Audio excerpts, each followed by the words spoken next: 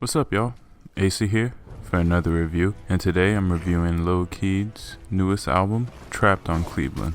Now, Lil Keed is a rapper from Atlanta who is another one of Young Thug's clones, but not in the same vein as a Gunna, Lil Baby, or Shababy. I'd say his influence is more from projects such as Jeffrey or Young Martha, which can be cool at times or annoying. Young Thug and all his children are like symbiotes to me. It's like Young Thug is Venom and all his clones are his offspring. But getting back to the review, I have to admit I've actually never listened to a full Keed project before. I'd only heard songs from TikTok or other popular singles. So this is my first full album of his.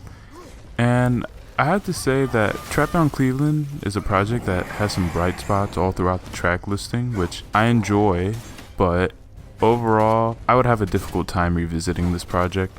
The album has an ambitious 19 tracks, which I understand is a good move for streaming, but man, it is bloated. There's only so much Lil Keed I can take before I find myself feeling like I'm in Groundhog Day. But let's get into the album. The intro has a video game sounding beat that is really goofy, but it helps match Keed's animated voice. There's also this sound on the instrumental that's like some robotic vocals. It's a very energetic track that punches you right into the album. I'd say that it was a pretty good intro. And then for the second track we have Obama's Coupe, which I do like that name a lot. It doesn't necessarily make any sense, but I just like it. Keed isn't as energetic on this song. He's still in your face though, but this song has a much more laid back beat. I wouldn't say that this is a track all that interesting though. The vocals are alright and the beat is okay. It's just a track that's here and it goes.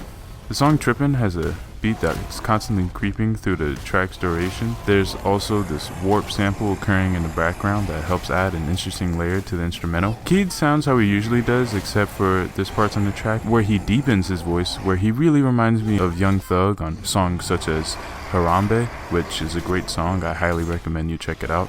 The song Tighten Up has some steady, crisp keys throughout its duration. Keed rides this beat to a T, not missing a single beat. In short, Keed just sounds really good on this song.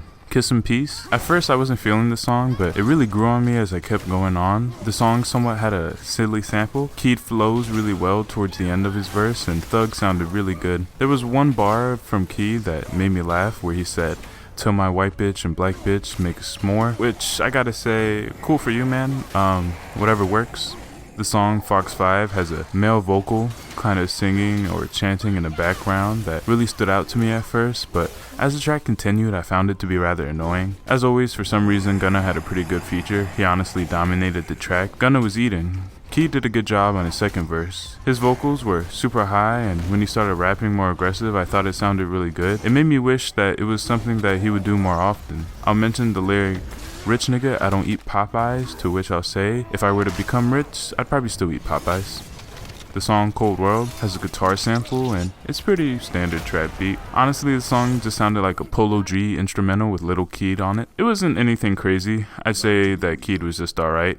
It's only track 7 though, and the project is already becoming a bit repetitive. The track She Knows feels like a woozy lullaby. The beat is really misty and atmospheric. Keed brings a pretty good hook to the track. Lil Baby took over the track, I'd say. I wish that he had a longer verse though. The way Keed flowed was buried into the instrumental, but his vocals were still coherent. On the song Wavy, I have to say I laughed when I heard the background vocals saying wavy because it sounded like someone yelling from far away. Travis mailed it in on the verse, and of course, or like every other time, when he's the feature, it basically just turns into his song. That trend has been going on too long and it's starting to get annoying. This track has one of my favorite lines where Keed said, "Big shoe like old people," to which I have to say, I really hope this guy reads the lyrics before he says them, but if not, I appreciate how funny they can be at times. The song Traplanta, best way I could describe this song is Crash Bandicoot meets the baby. That's really it. The song is alright.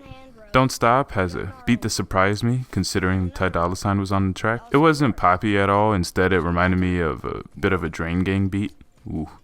The beat was drony and constantly fading in and out. It was pretty hypnotic. Ty was cool, other than this part where his vocals went rather high. I kind of rolled my eyes when that happened. Other than that, the song was enjoyable. Hibachi, I gotta say, I really like the energy on this track. It's not super hype, but very constant. The beat and flow is relentless. Keed and Thug have a pretty good chemistry on the track, and that's about it. The song doesn't stay around too long. The song Repaid has Keed delivering a more high-pitched vocal, which was pretty enjoyable, but I found it to be much. The instrument was really light and it added to be really annoying for me. It was just all too much, I'd say. The song Heartbreaker, it's a straight no for me. It isn't horrible, but I'm in no rush to listen to the song again. Twisted, like I said before, I like when Keed is more aggressive and assertive. He sounds really confident on this track. The feature is the Kyle Lowry of hip hop, aka 42 Doug, and his verse was cool, but it was like his height. The flute was also really well done on this track. Grandparents, okay. I've established that I like when Keed's more aggressive, but this song made me double think that because when he started yelling, it just made me laugh. It was kind of ridiculous. I don't think that it fit the track well at all. And there's 3 more tracks, but that'll be the last one I'll mention because none of those are anything special. Overall, this project has some decent parts, but it was way too bloated, and because of that, it really dragged down the quality of this project. I'd rate this mid. Please subscribe, drop a like, and have a good one.